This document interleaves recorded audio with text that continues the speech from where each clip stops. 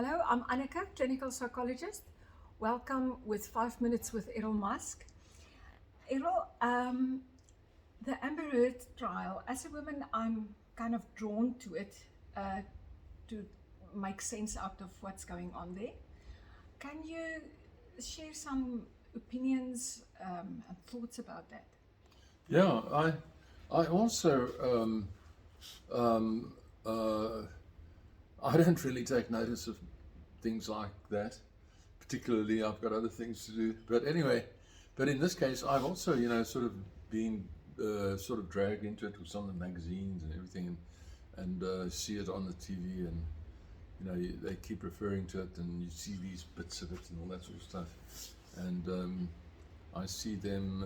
The general impression I get is that they, sort of seem to be taking pleasure in Amber Heard's discomfort, you know, and that's what I notice. And I notice that the man Johnny Depp laughing and smiling and smirking. I don't like that very much.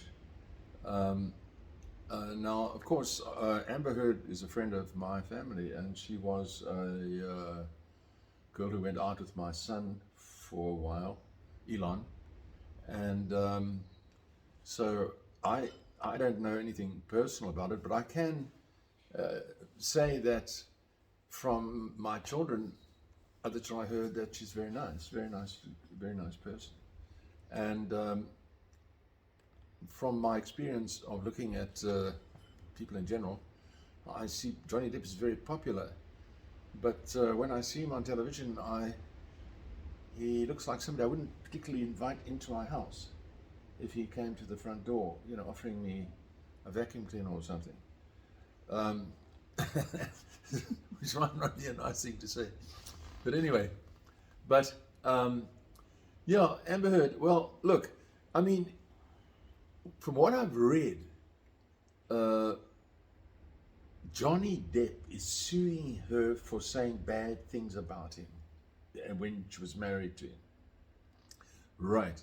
So, okay. So, on that basis, I could have sued Elon's mother repeatedly over 42 years because she hasn't stopped for 42 years saying bad things about me, which everybody knows is untrue. So, I could have done that. I could have sued her. But um, there's a hierarchy. There's a hierarchy involved.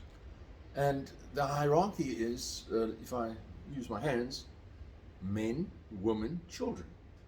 Now, I know that doesn't sound good to the ultra feminists, but it's men, women, children. So, to the feminists, I would say it's very strange to me that in every one of these divorces that you read about, the woman seems to receive X million dollars. I never read about the man receiving X million dollars, as a settlement. So if you use the simple word tip to ensure promptness, which is used all over the world now, tip to ensure promptness is what it means. If you tip somebody, if you're the one that gives people money, you are superior to that person. And so if the man is being called upon in virtually every case, I don't know any other case, to settle a divorce always by giving money to the woman, then that sets the hierarchy. So under those circumstances, why would the man be concerned about anything that his wife said about him? Now, I've, over the years, especially after I was divorced, dated many dozens of women. And they were divorcees, I would say, in nearly all cases. And they all, every single one of them, told me almost straight off about how bad their husband had been and how he abused her and how he did this and how he did that and how terrible it was and so on and so forth. Now, as a man, I just sit and listen because I don't want to hurt her feelings, whoever the woman is. So you sort of say, oh, yeah, oh yes, right, yes. So maybe but it could be that she struggled to process the divorce and that there's a bit of, she yeah, struggled. well, you could almost go so far as to say that she's looking for validation. In other words, she feels guilty. So she feels guilty about having the divorce by asking you questions, telling you things like that. She's looking for you to say, now I can see why you got divorced. Oh, that's terrible. But this is the same story from every single one. So as a man, you learn to just, take it and, of course you just take no notice of it because this is rubbish. And half the time, and many of the time, the actual man, so it's total nonsense. So anyway, that's, the hierarchy of things. And in this country, South Africa, men are expected to treat women with respect and respect and decency, and not to do anything that would cause them to cry or something like that. I mean, this biggest weapon women's got in South Africa is to cry, and so in this country, you being, in terms of the hierarchy, the more senior person, I mean, you don't hit on, you wouldn't hit on your ex-wife and hurt her, or try to make her put what I see Amber Heard going through. I mean, it's just ungentlemanly. It's just not. It's like doing that to children. It's like a man might be doing that same thing to his children. Instead of Amber Heard sitting there crying, it could be children that are sitting there crying. His children. And in terms of the hierarchy. And so in this country, you don't do that. In fact, in this country, I can tell you quite honestly, among the friends that I have, this is a very, very, this country has a great deal of history of extraordinary sort of people. So let me say, if I were to actually say something like bad about my ex-wife to any of the people I know who knew her, they are not going to take it lightly. They would confront me, and at best they would say, "Put yourself together," and don't do that because one doesn't talk badly of a woman. You rather, in fact, when it comes to divorce, a gentleman lets the woman divorce him so that she doesn't have to go afterwards and say she was divorced by the man. You actually, You save her grace. yes, you save her by letting her, if you both decide to get divorced, you let her, a woman in this country, certainly my friends, you let the woman, sort of ask for the divorce so that her name or her sort of image is not tarnished, I mean, who the hell cares about a man's image? So my wife divorced me, I mean, if you tell that to the divorcees you meet later or the women you meet later, they feel sorry for you. So it's actually better, because if you said you divorced your wife to the divorcees that you meet later or the woman you meet later, they would think, what a pig. So you can use it as a pickup line. Well, She what a divorced pig me. would do something like that. So you don't do it. You say, no, my wife divorced me because I wasn't doing.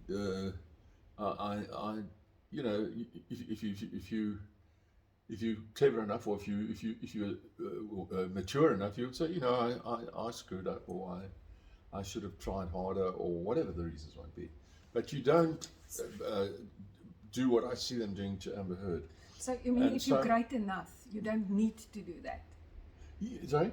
If you are great enough, you don't need to do what Well, is I'm great. I don't know about great, but if you are properly brought up, let's say, a person, you would not do something. Women are very vulnerable, and so you would not. And in the hierarchy that I mentioned, you would not do something that would belittle them or cause them to be belittled. As I say, nobody could care less if a man says, well, it doesn't happen, but I mean, if I was, a divorced man, or rather I was a married man, and I went to the, police station or something and said, in this country, and said, sorry, but my wife is hitting me. I mean, they would laugh me out of there. They would laugh me out of there. They'd probably call all the people from the other offices, the other rooms, to come and see this idiot. And they'd say, tell us again, so that they could all have laughed their heads off. Do you follow what I mean? My wife's hitting me, And and of course that brings me, oddly enough, to the South Africa. One of the things my children told me about Amber is that she's very much like a South African girl. She comes from Texas, and her parents are very much like South Africans. So that's firsthand. And she found it very easy to get, my two daughters found it very easy to get on with Amber's and her parents. So she's very much like a South African woman. They actually said that to me, you see. So I said, oh, well then I understand. Because in South Africa, so with the women we have here, which are of the highest quality in the world, if you ask me, if you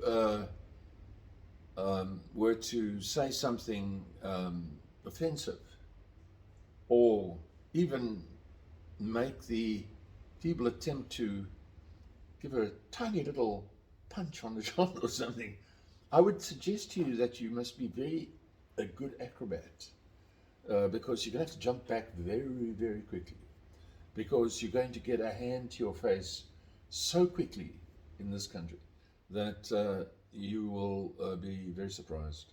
So you certainly do not, these women here hit back, and they don't run off to the police station or to their mothers or anything like that, you see. So I would say that about South Africa. Beyond that, I just think this whole situation is laughable, and I think that it's a strange thing that it even reaches, it's not considered frivolous, but I mean it would be considered frivolous here if I went and said to legal people, my wife hits me. Or my wife, sorry, I beg one, my wife says bad things about me. My ex-wife says bad things about me. I mean, they'd say, oh yeah, so does mine. so you say, yes, but mine says really bad things about me. So you say, no, so does mine, he would say. Then I say, no, she says really, really, really bad things about me. He says, it's funny, so does mine. So I would say that Amber should be completely relieved of this thing and have nothing to do with this Depp character ever again. And I think any man who should actually gain her favor should consider himself very lucky. Indeed. And I was very disappointed when I heard that Elon and Amber had separated, because I thought she was absolutely ideal for him.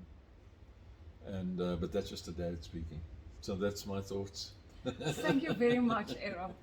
That is Errol Musk's opinion on the Amber Heard trial. Thank you very much for watching.